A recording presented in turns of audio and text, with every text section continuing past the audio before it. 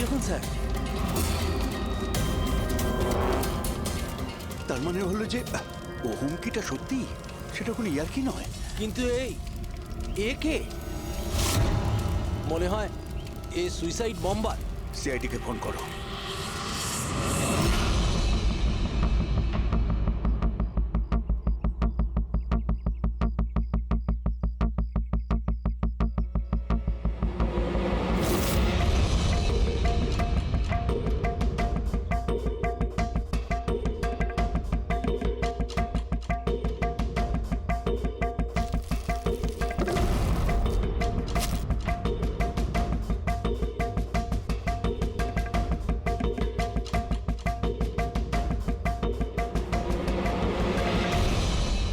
কিছু পাওয়া যেতে পারে এর থেকে? পাওয়ার মতো কিছু নেই বস, বডিতে। বডি ডিকম্পোজ হয়ে গেছে, পচে গেছে। তাহলে তো চেনা খুব মুশকিল। না, চেষ্টা করব। সবার আগে এই হাড়ের ওপর যে মাংসর টুকরো আছে, টিস্যুতে আছে, এগুলোকে সরিয়ে হাড়টাকে একদম পরিষ্কার করে দেখি। ঠিক আছে। আইডেন্টিফিকেশনের কোনো চান্স আছে? চেষ্টা করবো দা। আপাতত আমি লাশটাকে ল্যাবে নিয়ে যাচ্ছি। স্যার, সবাই খুব শকে আছে। কলেজের প্রিন্সিপাল বলছিল কিছুদিন আগে কলেজে হুমকি এসেছিল। কি? Bomb threat sir. কেউ স্টাফ রুমের দেওয়ালে লিখে দিয়েছিল যে এই কলেজটা বন্ধ করো, না হলে এখানে ব্লাস্ট হবে। পুরো কলেজটাকে উড়িয়ে দেওয়ার হুমকি, আর এত ছোট একটা ব্লাস্ট। হয়তো ওর হুমকির একটা ছোট ডেমো। কিন্তু এটা কি ধরনের বোম? সাধারণত যেখানে ব্লাস্ট হয় সেখানে লোহার গুঁড়ো পাবে, কাঁচের গুঁড়ো পাবে, পেরেক পাবে, ধারালো সব জিনিস পাবে। তার কারণ হলো যতটা সম্ভব ক্ষতি করা। ফ্রেডি, একবার দেখাও তো।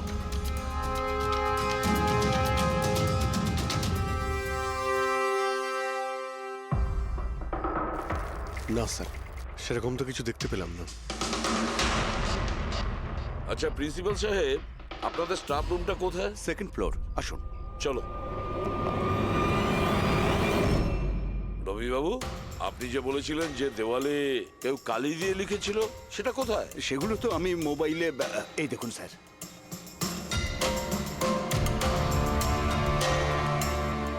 তো আপনারা তো তাড়াতাড়ি কি ছিল এই দেওয়ালটা রং করার? সমস্ত স্টাফেরা খুব ঘাবড়ে গিয়েছিল, সবাই চিন্তা করছিল, আর কলেজের পরিবেশ খারাপ হচ্ছিল। তারপর এক্সামিনের সময় এসে গেছিল, সেই জন্যই আমি মুছে দিয়েছি। কিন্তু এই পেনটা কে করেছে? ওই তো আমাদের রাম আদর্শ, আমাদের কলেজের কন্ট্রাক্টর, ওই করেছে রং। আমি ভাবলাম যে যদি এই লেখাগুলো মুছে দিই, সবাই কাজে মন দিতে পারবে। আপনি যখন এই হুমকির কথা জানলেন তখন পুলিশে গিয়ে কমপ্লেন করেননি কেন? স্যার, করেছিলাম, পুলিশ এসেও ছিল। ওনারা অনেক জিজ্ঞাসাবাদ করলেন, তারপর ওনারা বলে দিলেন হয়তো কেউ এটা দুষ্টুমি করেছে, তারপর চলে গেলেন। আপনাদের কলেজের করিডোরে সিসিটিভি ক্যামেরা লাগানো আছে না? তো চলুন আমরা গিয়ে দেখি ভিডিও ফুটেজটা, জানা যাবে কে এসেছিল ভেতরে। আমরা ফুটেজ দেখেছি স্যার। কি দেখেছেন? যত লোক বাইরে থেকে ভেতরে এসেছিল আর গিয়েছিল, তারা হয় প্রফেসর বা স্টাফেরা, বাইরের তো কোনো লোকই আসেনি। কারো যদি হুমকি দেওয়ারই হয় তো সে স্টাফ রুমে কেন লিখতে যাবে? আপনার রুমেও লিখতে পারতো, বা কলেজের যে মেন গেট রয়েছে সেখানেও সে লিখতে পারতো। এখানেই কেন লিখলো? দেখুন রবিবাবু, কেউ না কেউ তো ভেতরে এসেছিল।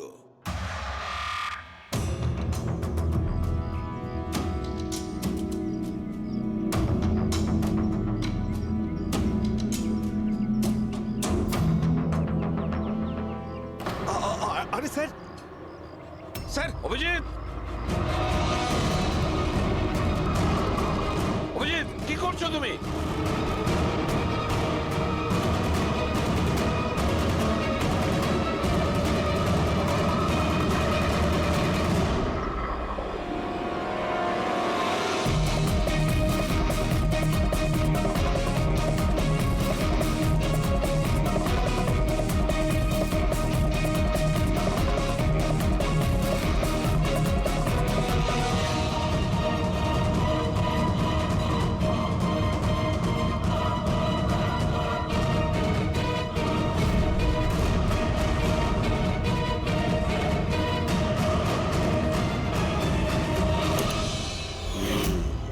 যেখানে ব্লাস্ট হয়েছিল সেই স্পটটা এই জানালার একদম নিচেই, আর এই জানালাটা স্টাফ রুমের একদম পাশে, আর জানালার ঠিক লাগোয়া হলো এই বেঞ্চ।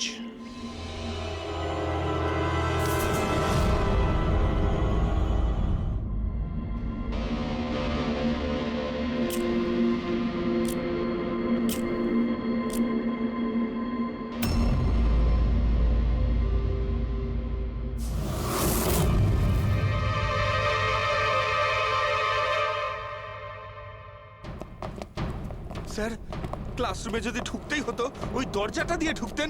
এরকম হার্ট অ্যাটাক করানোর কি প্রয়োজন ছিল? আরে আমি চেক করছিলাম যে আমাদের বোমবার সে কতটা রিস্ক নিয়েছিল স্টাফ রুমে গিয়ে ওই হুমকি দেওয়া পেন্ট লেখার জন্য। তার মানে স্যার এই যে 65 লেখা বেঞ্চে যে ছেলেটা বসেছিল সেই বোমটা নিচে ফেলেছিল, যা ঠিক ওখানেই পড়েছিল। আর আমরা সবাই কাঁচের টুকরো আর লোহার টুকরো কেন পেলাম না জানো?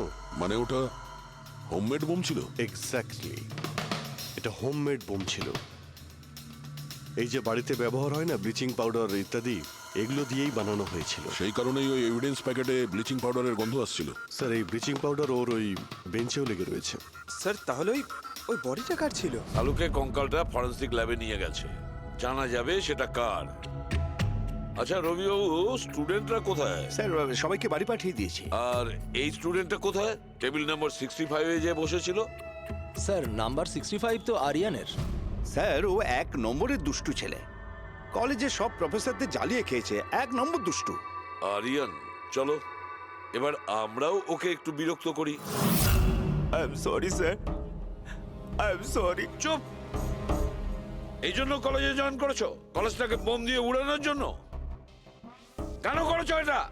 স্যার এক্সাম আসছিল আর আমি একদম তৈরি ছিলাম না, তো ওই দিন আমি স্টাফ রুমের ভেতরে যাই আর কলেজটাকে বোম দিয়ে ওড়ানোর হুমকি দিয়েছিলি?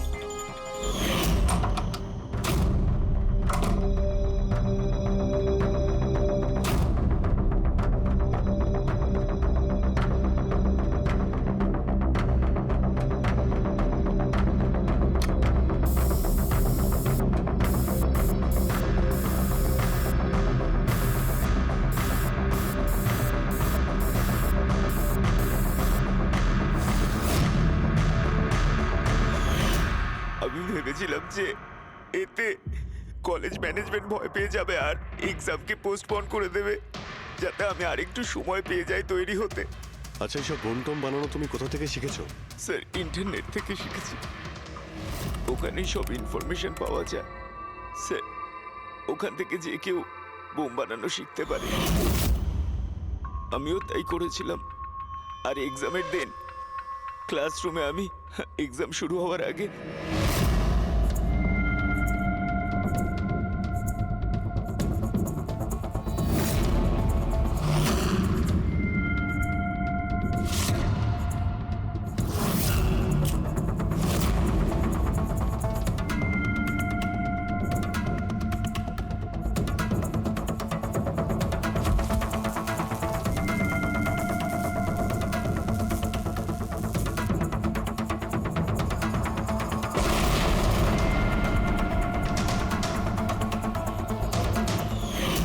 যদি এই বুদ্ধিটা পড়াশোনায় কাজে লাগাতে, তাহলে অনেক বড় কাজ করতে পারতে। স্যার আমি এইসব এক্সামটা বন্ধ করতে করেছিলাম। স্যার আমি কাউকে মারতে চাইনি। কিন্তু মেরেছো তো ঠিকই না? না বস, আরিয়ানের কারণে কারোর প্রাণ যায়নি। এটা কি বলছো তুমি সালুকে? বোম ব্লাস্ট করেছে ও কলেজে? হ্যাঁ বস, বম ব্লাস্ট করেছে। আর ওই বম ব্লাস্টের কারণে একটা মার্ডার কেস আমাদের সামনে এসে হাজির হয়েছে। এটা কি বলছো তুমি সালুকে? বোম ব্লাস্ট করেছে ও কলেজে? হ্যাঁ বস, বম ব্লাস্ট করেছে। আর ওই বম ব্লাস্টের কারণে একটা মার্ডার কেস আমাদের সামনে এসে হাজির হয়েছে। বস, যেখানে আমরা ওই ব্লাস্ট সাইটের পাশে কঙ্কাল পেয়েছিলাম, ওই কঙ্কালটা আসলে 22 থেকে 24 বছর বয়সের একটা ছেলের লাশ, যার মৃত্যু আজ থেকে 2 বছর আগে হয়েছিল। কি 2 বছর আগে? এটা তো ভালোই হয়েছে, এর বমের কারণে ওখানে ব্লাস্ট হয়েছে আর লাশ বেরিয়ে এসেছে। নাহলে তো জানতেই পারতাম না একটা লাশ ওখানে পোঁতা রয়েছে। আর মৃত্যু হয়েছে কি করে? এটা বলা খুব কঠিন ব্যাপার বস। কোনো এভিডেন্স নেই, শুধু হাড়। আর ওই হাড়ের ওপর না কোনো বুলেটের চিহ্ন আছে, না কোনো ছুরির চিহ্ন আছে, কিচ্ছু নেই। কিন্তু আপনার গাট ফিলিং কি বলছে? অভিজিৎ, এই ধরনের কেসে গার্ড ফিলিং কোনো কাজ করে না। যা কিছু হতে পারে বস। হতে পারে কি ওর গলা টিপে দিয়েছে, কি ওকে বিষ দিয়ে মেরেছে, অথবা এটাও হতে পারে যে কেউ ওকে জীবন্ত জমির মধ্যে পুঁতে দিয়েছে। কিন্তু বস, এত কিছু সত্ত্বেও একটা সাফল্য পাওয়া গেছে। কি? এই দেখো, এইটা।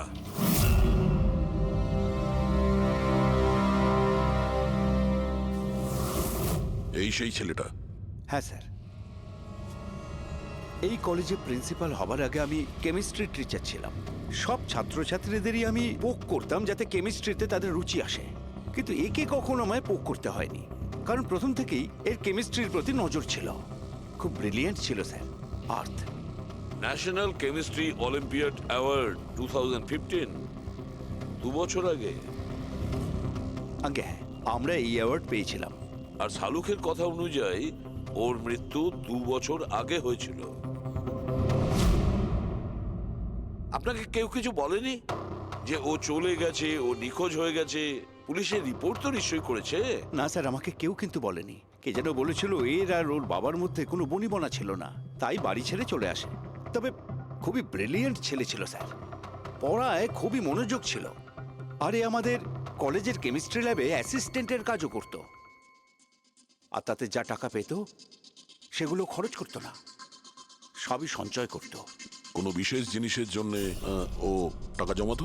ও বলতো যে আমি কোনো এনজিওর সাথে মিলে দুস্থ মানুষদের সাহায্য করব।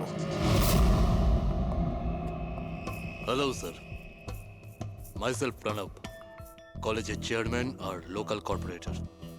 ইন্সপেক্টর, আমি এসব কি শুনছি যে এই যে ব্লাস্ট হয়েছে সেটা সুইসাইড বম্বারের কাজ? না, কোনো সুইসাইড বোম অ্যাটাক হয়নি, বরং একটা খুন হয়েছে। কোন? আগে হ্যাঁ, আর সেই খুনটা 2 বছর আগে হয়েছিল। আপনারই এক স্টুডেন্ট ছিল আর্থ, ওকেই খুন করা হয়েছিল। গড। ইন্সপেক্টর প্লিজ, আমাদের স্টুডেন্টের ওপর এর একটা খারাপ প্রভাব পড়ছে, আর আমি কলেজটা খুব তাড়াতাড়ি আবার খুলতে চাই। So please I request you, এই কেসটা যত তাড়াতাড়ি সম্ভব সলভ করুন। আমরাও এটাই চাই। Thank you. অ্যান্ড ইয়েস, আপনাদের কোনো রকমের কোনো সাহায্যের প্রয়োজন হলে একটুও দ্বিধাবোধ করবেন না, আমি যা করতে পারি করব। আপাতত শুধু ওর বাড়ির ঠিকানাটা দিলেই হবে। স্যার, আমার মনে হয়েছিল ও আমার উপর রেগে আছে, আমার উপরে অভিমান করেছে। হয়তো ওর রাগ কমে গেলে নিজের থেকেই বাড়ি ফিরে আসবে, কিন্তু কি করে জানো যে ও? কিন্তু আমরা শুনেছি যে আপনাদের মধ্যে সবসময় নাকি কোনো না কোনো ঝামেলা হতো। হ্যাঁ স্যার, এখন রিয়েলাইজ করতে পারছি যে বেশিরভাগ ভুল আমিই করেছিলাম। আমি নিজেকে একজন ভালো বাবা করে তুলতে পারিনি। ও ঘর ছেড়ে কবে গেছিল আপনার মনে আছে? 12ই আগস্ট 2015। বলেছিল কলেজ যাচ্ছে, তারপর আর ফিরে এলো না। আপনি আপনার ছেলের বন্ধু বান্ধবদের জিজ্ঞাসাবাদ করেননি? হ্যাঁ স্যার, করেছিলাম, কিন্তু ওরা কিছু বলতে পারলো না। পুলিশে নিশ্চয়ই কমপ্লেন লিখিয়েছিলেন? প্রত্যেকটা স্টেটের খবরের কাগজে ওর হারিয়ে যাওয়ার খবর ছাপিয়েছিলাম, কিন্তু তাতেও কিছু হয়নি। আমরা ওর রুমটা কি একবার দেখতে পারি? স্যার, ও চলে যাওয়ার পর থেকে ঘরটা বন্ধই রেখে দিয়েছিলাম। যদি আপনারা মনে করেন যে এখান থেকে কিছু নিলে ওর খুনিকে ধরা সম্ভব হবে, তাহলে প্লিজ প্লিজ আপনারা নিতে পারেন। এসব কেমিস্ট্রির বই, আমরা তো কিছু বুঝতেই পারবো না এর। ডক্টর সালুকে স্যারকে পাঠিয়ে দিই, যদি উনি কিছু বলতে পারেন। আচ্ছা, এই যে ফটোগ্রাফটা আছে এইখানে, কলেজের প্রিন্সিপাল স্যারের সঙ্গে যে 4 জন আছে এইখানে, এদের সবাইকে চেনেন আপনি? হ্যাঁ, এরা ওর ছোটবেলাকার বন্ধু। তুষার, লোকেশ, বীর, খুশি, ওরা সব কলেজে একসাথেই পড়তো আর খুব ভালো বন্ধু ছিল। আচ্ছা, এদের সঙ্গে একবার দেখা করি। এদের অ্যাড্রেস দিন তো আমায়।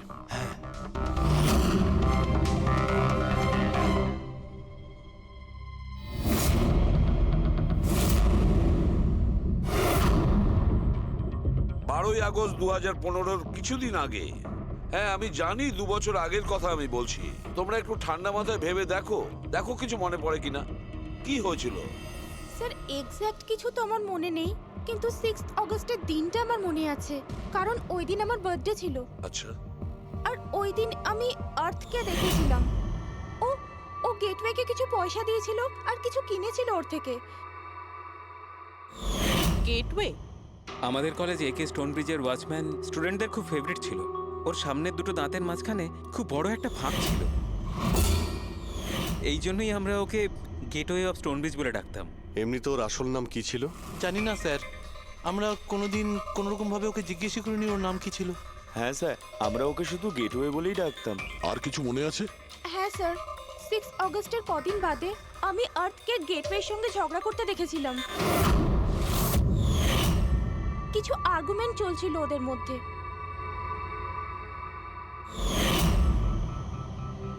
ঠিক আছে, তোমরা যেতে পারো। যদি দরকার পড়ে তোমাদের আবার ডাকবো।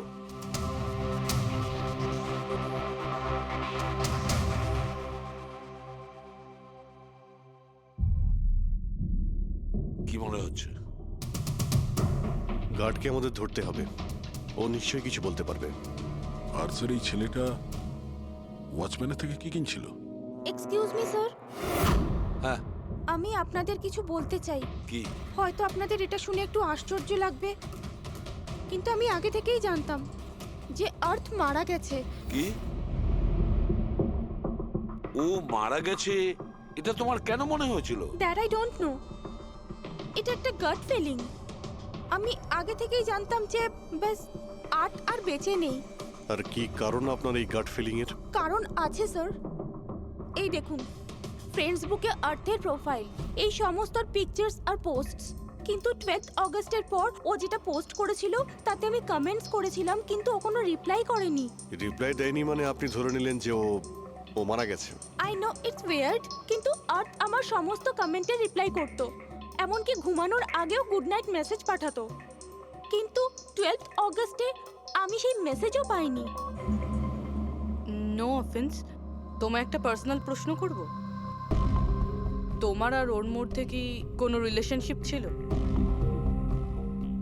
না, এরকম তো কিছু ছিল না, কিন্তু আমাদের রিলেশনশিপ বন্ধুত্বের থেকে অনেক বেশি ছিল। তার মানে আপনার মনে হচ্ছিল যে 12ই আগস্টের পরে ওর প্রোফাইলে ওর সমস্ত ছবিগুলো অন্য কেউ দিচ্ছিল? হতে পারে। না না, এটা কিভাবে হয়? আমরা তো মোবাইল কোম্পানির সঙ্গে ক্রস চেকও করিয়েছি। ও কটা ছবি তুলেছে, কোথা থেকে তুলেছে, আর কিভাবে তুলেছে, কখন পাঠিয়েছে, সব ক্রস চেক করেছি আমরা। সব তো ঠিকই ছিল। এক্স্যাক্টলি, মোবাইল কিছুক্ষণের জন্য অন হতো, কিন্তু লোকেশন সেটাই ছিল যেখান থেকে ও ছবি পোস্ট করতো। আমি জানি যে আপনারা কি ভাবছেন, যে আমি এসব পাগলের মতো কি উল্টোপাল্টা বলছি, কিন্তু আমার মন জানে আর্থ কোথাও যায়নি। ইনফ্যাক্ট ও কলেজ থেকে বাইরেও যায়নি।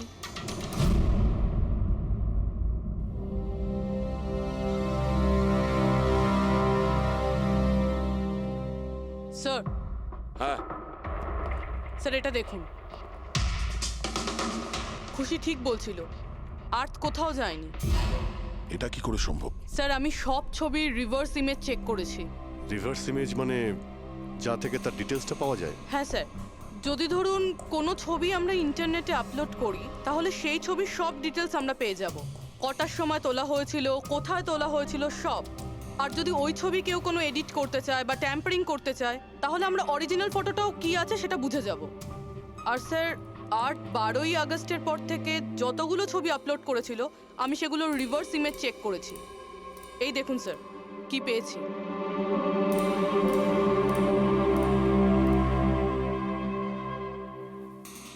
ছবি তো একই, সেম লোকেশন, সেম টাইম, শুধু ওর জায়গায় অন্য কেউ দাঁড়িয়ে আছে।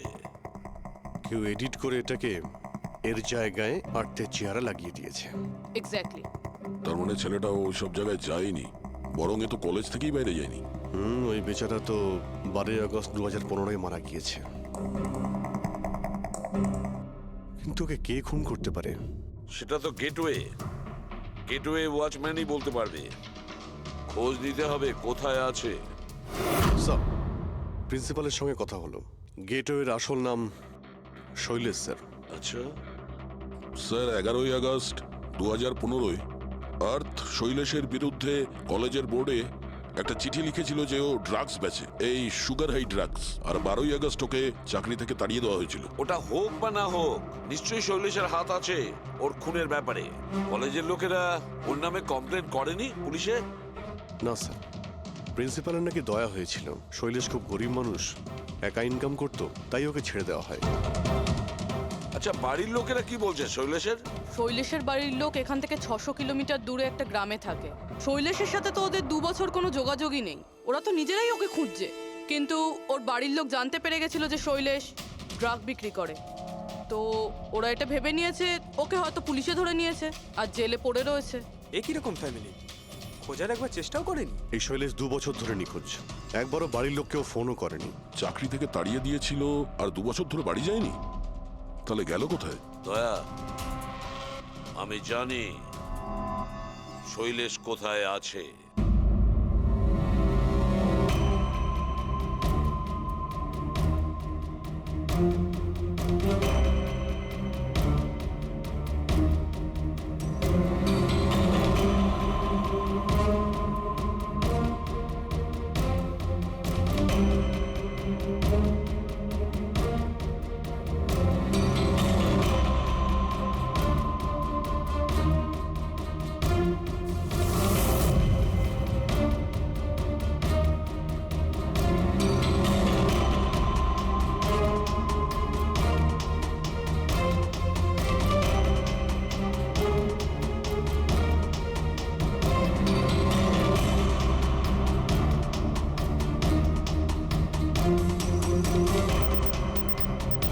স্যার, স্যার, স্যার পেয়ে গেছি। এই দেখুন।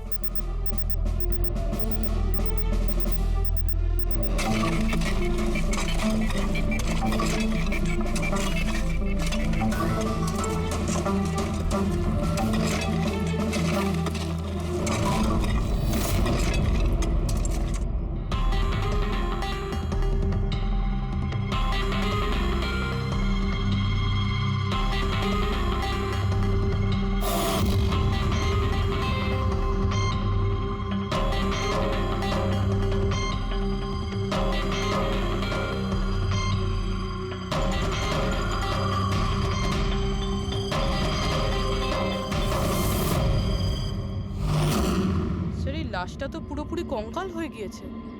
একে চিনতে পারবো কিভাবে? ডক্টর সালুখে আছে তো? এই লাশটাকে চেনার জন্য ডক্টর সালুখের কোনো প্রয়োজন নেই। এই কঙ্কাল নিজেই তার পরিচয় বলে দিচ্ছে। এই দেখো, এ দাঁতের মাঝখানে গ্যাপ আছে। কলেজের ওয়াচম্যান শৈলেশ কুমার। স্যার আশ্চর্য ব্যাপার, পার্কিং লটে দুটো লাশ পাওয়া গেল আর কেউ এটার ব্যাপারে কিছু জানেই না। You are right. কারোর তো এটা জানা উচিত ছিল। তার তো অবশ্যই জানা উচিত যে পার্কিং লটের ফ্লোর বানিয়েছে। কলেজের কম্পাউন্ডের মধ্যে দুটো লাশের কঙ্কাল পাওয়া গেছে, আর আপনারা কিছু জানেনই না। কি না স্যার? আচ্ছা, যে পার্কিং লটের যে কাজ হয়েছে এখানে, মানে এই মেঝে বা এই সব কিছু, এগুলো কবে হয়েছিল কিছু বলতে পারবেন? এগুলো তো 7ই আগস্ট 2015। মানে 2 বছর আগে, যে সময় আর্থ মারা গিয়েছিল, মানে তার আশেপাশেই। মানে যেই এই কংক্রিটের কাজটা বা মাটি ভরার কাজটা করেছে, ও জানতো যে ও দুটো লাশের ওপর মাটি ফেলছে। হ্যাঁ, এই সমস্ত কাজ এখানে কে করেছিল? রাম আদর্শ, আমাদের কলেজের কন্ট্রাক্টর। এসব কাজ ওই করে থাকে। ওই কন্ট্রাক্টর যে অফিসের পেন্টিং করেছিল? আগে হ্যাঁ, এই পার্কিং লট আর মাটি ঢালার কাজ ওই করেছে স্যার। এই রাম আদর্শ থাকে কোথায়? লোকটা তো দেখছি বাড়িটা বেশ ভালোই হাঁকিয়েছে। একজন কন্ট্রাক্টরের এত বড় বাড়ি।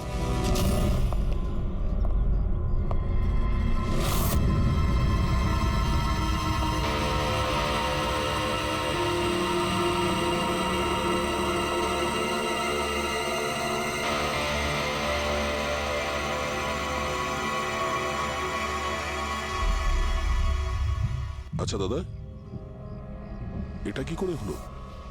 কি আর বলবো বাবা, আমার তো আর জীবনের প্রতি মায়া দয়াই নেই। দেখো না, কালকেই কত হাসি ঠাট্টা করছিল আদার, আর কালকেই হঠাৎ একটা অ্যাক্সিডেন্টে প্রাণ চলে গেল। অ্যাক্সিডেন্ট? অ্যাক্সিডেন্ট? আগে আর্থ আর শৈলেশ মরেছিল, এখন এই রাম আদর্শ। একমাত্র এই ছিল যে এই কেসের শেষ সাক্ষী। এটা কারো প্ল্যান মনে হচ্ছে বস। আর এটা তো কোনো কাকতালীয় হতে পারে না। মনে হচ্ছে কেউ জেনে গেছে যে আমরা এই কেসটাকে ইনভেস্টিগেট করছি, নিজের জীবন বাঁচানোর জন্য রাম আদর্শকে মেরে দিল। আমার তো মনে হয় এই কলেজেরই কেউ হবে। সে কে এটা জানতে কলেজের হিস্ট্রি ঘাঁটতেই হবে। স্যার, হ্যাঁ, স্টোনব্রিজ কলেজের ফিনান্সিয়াল হিস্ট্রি একদম ক্লিন। টাকা বা ডোনেশনের ক্ষেত্রে কোনো ঘাপলা নেই। স্যার, স্যার এই আর্টিকেলটা পেয়েছি। 3 আগস্ট 2015-তে AK স্টোনব্রিজ কলেজের কেমিস্ট্রি ল্যাবে স্টুডেন্টদের ওপর একটা আজব সাইড এফেক্ট হয়েছিল। সবাই অজ্ঞান হয়ে গিয়েছিল। মনে হয় কোনো কেমিক্যাল রিয়াকশন ছিল। এটা কি ধরনের কেমিক্যাল? স্যার, ওটা তো অথরিটিসও জানতে পারেনি। সবাই এটাই মেনে নিয়েছিল যে কোনো একটা স্টুডেন্ট হয়তো দুটো কেমিক্যালকে একসাথে মিলিয়ে ফেলেছিল। কেমিক্যাল রিঅ্যাকশনের এত স্ট্রং এফেক্ট যে সেটা পুরো ল্যাবে ছড়িয়ে পড়ে। হতে পারে অভিজিৎ, কিছু কিছু কেমিক্যালের খুব স্ট্রং রিয়াকশন হয়, যেমন হচ্ছে নেনথানাইট। বস, আমি ওর কেমিক্যাল জার্নাল দেখেছি, ওখানে একটা অদ্ভুত জিনিস দেখেছিলাম। 10 আগস্ট 2015-তে ওর কেমিক্যাল জার্নালে একটা বিশেষ কথা লিখেছিল। কি? আর্থ কেমিক্যাল ল্যাবে সুগার হাই ড্রাগের টেস্টিং করে ওর কেমিক্যাল ফর্মুলা বের করে লিখেছিল সুগার হাই, যাকে কেমিক্যাল ভাষাতে নেনথানাইনও বলে। এটা একটা বিশেষ ধরনের ড্রাগ, যেটা একটা অদ্ভুত নেশা সৃষ্টি করে। কিন্তু এই আর্থ সুগার হাইয়ের টেস্টিং করছিল কেন? 1 মিনিট, এগুলো আমরা নোট করি। 3 আগস্ট 2015 স্টোনব্রিজ কলেজের স্টুডেন্টরা অজ্ঞান হয়ে গিয়েছিল। 6 আগস্ট 6 তারিখ খুশি আর্থকে শৈলেশের সঙ্গে সুগার হাই ড্রাগ কিনতে দেখে ফেলেছে। 7 আগস্ট কলেজের পার্কিং লট তৈরি হয়, কনস্ট্রাকশন শুরু হয়। 10 আগস্ট আর্থ সুগার হাই কেমিস্ট্রি ল্যাবরেটরিতে টেস্ট করে। 11 আগস্ট আর্থ কলেজ বোর্ডকে জানিয়েছিল শৈলেশ কলেজে ড্রাগস বিক্রি করে। 12 আগস্ট 2015 শৈলেশকে চাকরি থেকে বরখাস্ত করা হয়। আর ওই দিনেই, মানে 12 আগস্টের দিনেই আর্থকে খুন করা হয়।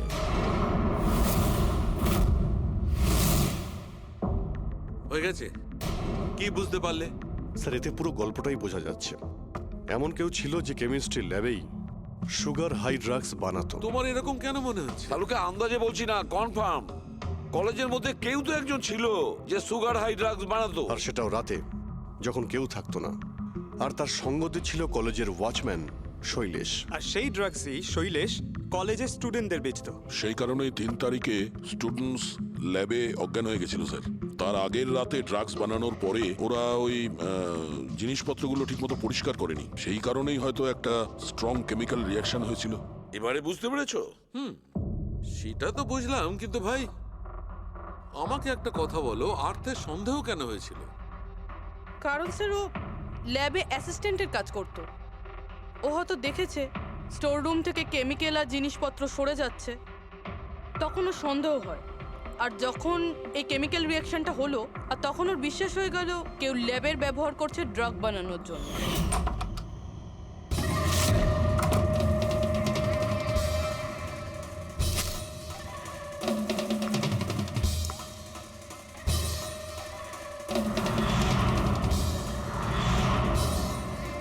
তারপর 10 তারিখে আর্থ ল্যাবে সুগার হাইয়ের টেস্ট করেছিল, এইটা জানার জন্য যে ওগুলো সত্যি সত্যি ড্রাগস কিনা।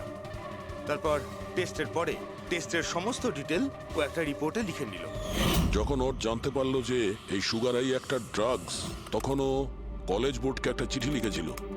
যখন এই কথা ওই ড্রাগ বানানোর লোকেরা জানতে পারলো, তখন ওরা ভয় পেয়ে গেছিল কে এই আর্থ ওদের কাছে পৌঁছে যাবে, সেই কারণে আর্থকে মেরে দিয়েছিল। তারপরে স্যার শৈলেশকে মারে, যাতে ওর কোনো উইটনেসই না বেঁচে থাকে। কিন্তু স্যার এরকমটা কে করতে পারে? যে কেউ হতে পারে, যার কেমিস্ট্রির ওপর খুব ভালো দখল আছে আর যে সবসময় ল্যাবে যাতায়াত করতো। স্যার ওই কলেজের প্রিন্সিপাল, উনি তো শৈলেশকেও পুলিশের কাছে দেননি। কেমিস্ট্রির নলেজ তো লোকেশ, তুষার আর বীরেরও রয়েছে। হায়ার স্টাডির জন্য ওরা বড় বড় ইনস্টিটিউটেও গিয়েছিল, তাও সেটা স্টুডেন্ট লোন বা স্কলারশিপ ছাড়া। এত টাকা পেলো কোথা থেকে ওরা? স্যার হতে পারে তার মা বাবা দিয়েছে, বা এমনও হতে পারে কোনো বেআইনি কাজ করেছে টাকার জন্য। যে কেউ হতে পারে, এদের মধ্যে কেউ বা বাইরের কেউ, কাউকে ভরসা করা যায় না। একটা কথা, এই আপনাদের এই খুশির ওপর ভরসা আছে স্যার? কেন দয়া? মানে যদি এই খুশি ভরসা করার মতন হয় তাহলে আমার কাছে একটা প্ল্যান আছে। কিরকম প্ল্যান? আর্থ, শৈলেশ আর রাম আদর্শ তিনজনেই মারা গেছে, আর তোমার ষড়যন্ত্র আমি সব জানি। আর যদি তুমি চাও যে এটা গোপন থাকুক, তাহলে আজকে কলেজের পার্কিং লটে 1 কোটি টাকা নিয়ে চলে এসো। এই মেল পড়ে খুনি খুব ঘাবড়ে যাবে, এটা মনে করে যে কেউ তো আছে যে ওর আসল ব্যাপারটা জানে। স্যার আই এম শিওর আজ রাতেও নিশ্চয়ই আসবে। আর উইটনেসকে মারার চেষ্টাও করবে। তাই তো আমি বলছি স্যার, এসব কিছুর জন্য খুশির জীবনের রিস্ক নেওয়া কি ঠিক হবে? যদি অচেনা কাউকে দেখে খুনি ওখানে না আসে। আর আমাদের এমন কাউকে চাই যে ওই কলেজেই পড়ে। আর যাকে দেখে ওর মনে হয় যে হ্যাঁ, এ হয়তো ওর আসল ব্যাপারটা জানে। খুশি, তুমি একদম ভয় পাবে না, আমাদের টিম ওখানে থাকবে। ওকে, কিচ্ছু হবে না তোমার। এটা জিপিএস মাইক্রোচিপ, তুমি এটা তোমার কাছে রাখবে, আমরা তোমাকে ট্র্যাক করতে থাকবো।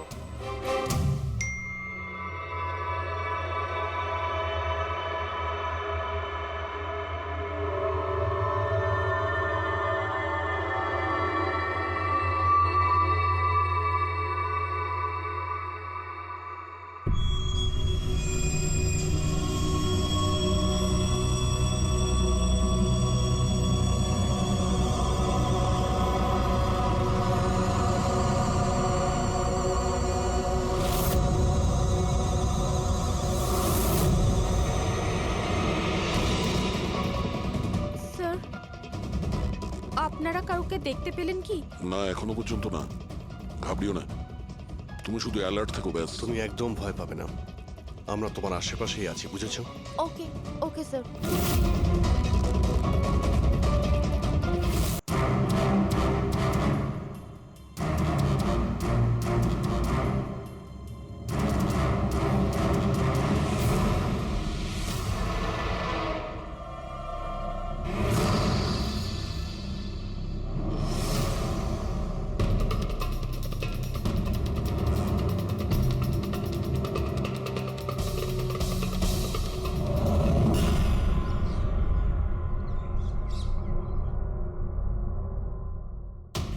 স্যার খুনি মেল পড়েও আসেনি?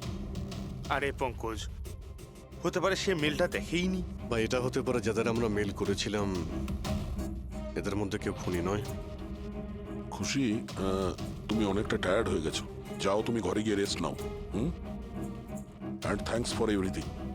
যদি কোনো জিনিসের প্রয়োজন হয় আমাদের ফোন করো, ওকে?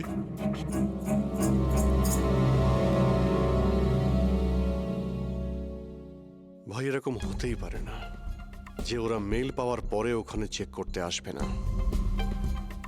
রবি, লোকেশনটা ভালো করে চেক করো, যেখানে খুশি ছিল তার আশপাশে আর কে কে ছিল। এই রাম আদর্শের ডিটেলসও চেক করতে হবে, এত বড় লোক কি করে হলো। খুনিকে ব্ল্যাকমেল করছে হয়তো। ব্ল্যাকমেল যদি করেই থাকে তো ওর টাকা কোথা থেকে আসতো? ফ্রেডি, ওর অ্যাকাউন্টটা ভালো করে চেক করো, দেখো ওর কাছে টাকা কোথা থেকে আসতো। স্যার পেয়ে গেছি, কাল রাতে তুষার, লোকেশ আর বীরের লোকেশন কলেজের আশেপাশেই ছিল। মানে এরা তিনজন মিলে ড্রাগস বানাচ্ছিল? এদের সবার ডিটেলসটা বের করো পঙ্কজ। কিন্তু স্যার এরা যদি ওখানেই থেকে থাকে তাহলে পার্কিং লটে এলো না কেন? দেখতে এসেছিল হয়তো যে ওদের ব্ল্যাকমেল কে করছে।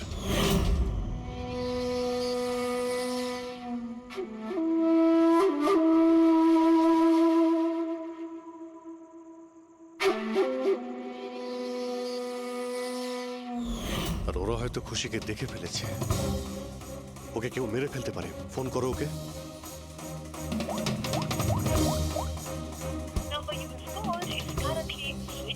সুইচ অফ আসছে। Switched off? স্যার এই তো 2 মিনিট আগেও ফেসবুকে একটা স্ট্যাটাস আপডেট করলো, need a break, going on holiday. তাহলে ফোনটা সুইচ অফ হলো কি করে? আচ্ছা, খুশির কিছু ওই চিপ যেটা আমরা দিয়েছিলাম সেটা হয়তো ওর কাছেই আছে। ওর লোকেশন ট্র্যাক করো, কোথায় আছে। স্যার, এই রাম আদর্শর রাম কাহিনী আমার মাথায় ঢুকে গেছে। 2রা আগস্ট 2015-র পরে ও একটার পর একটা বড় বড় গভর্নমেন্ট প্রজেক্ট পেতে থাকে এবং তার ফলেই ও আজকে এত বড় লোক। আর এই সমস্ত প্রজেক্ট দিয়েছিল একটাই লোক, প্রণব, কলেজের চেয়ারম্যান। স্যার, একটা শকিং নিউজ আছে। প্রণব তুষারের আঙ্কেল। মাই গড, এর মানে হলো তুষার আর তার বন্ধুরা এই কলেজে ড্রাগ বানাচ্ছে আর প্রণবোদের প্রশ্রয় দিচ্ছে। আর এখন ওরা খুশিকে মারতে চাইছে। স্যার, স্যার খুশির লোকেশন খুঁজে পেয়েছি।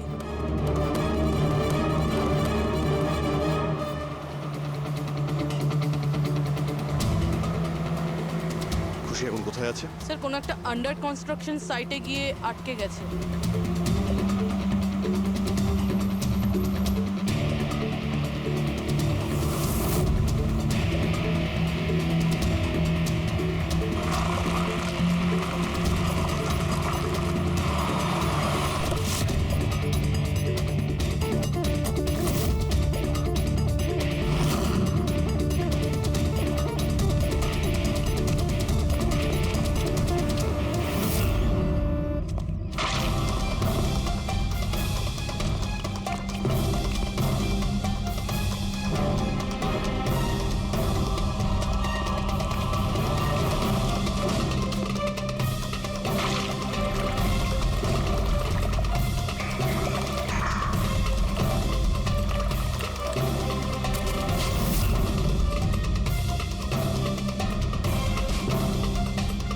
একদম টাটকা সিমেন্ট।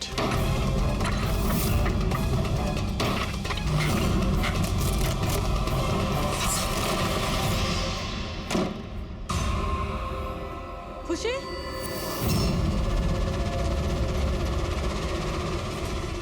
খুশি? খুশি? স্যার, স্যার এ বেঁচে আছে।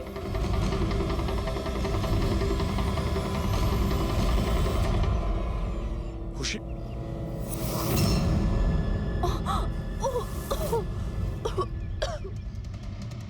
ওরা হয়তো বেশি দূর যেতে পারেনি। ওদের ফটো সমস্ত পুলিশ স্টেশনে পাঠিয়ে দাও, ধরা পড়ে যাবে। 3টেকে তো পরে দেখবো, আগে ওই লোকটার ঘাড় ধরি যার হাত এদের মাথার উপরে আছে। প্রণব, ঠিক আছে।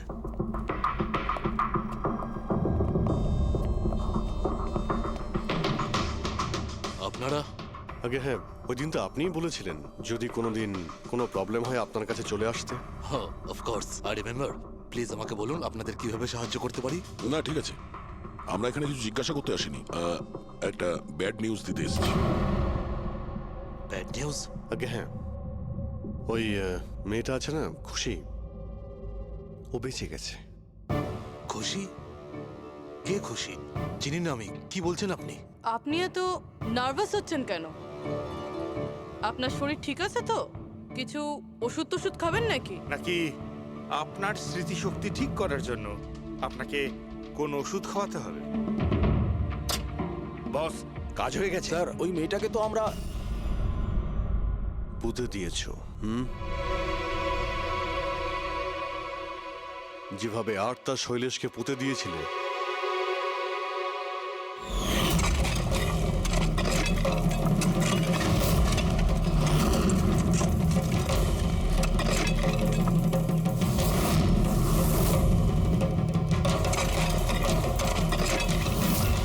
অন্তত ওই জুতোর থেকে ওই সিমেন্টগুলো তো পরিষ্কার করে নিতে, যার নিচে ওই মেয়েটাকে কবর দিয়েছো।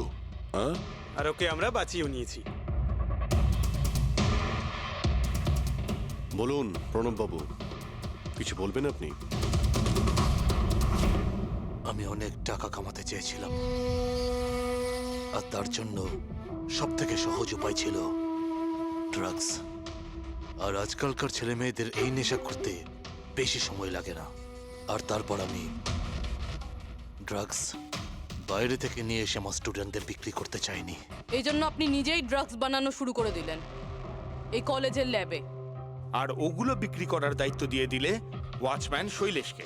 আর আর্থ যখন তোমার সত্যিটা জানতে পেরে যায় তখন তুমি ওকে মেরে ফেলো। আর শৈলেশকেও মেরে দিয়েছেন যাতে কোনো উইটনেস না থাকে। হ্যাঁ, তোমার কি মনে হলো আর্থের ফোনটাকে এখানে ওখানে পাঠিয়ে দিলেই পুলিশ বোকা বনে যাবে?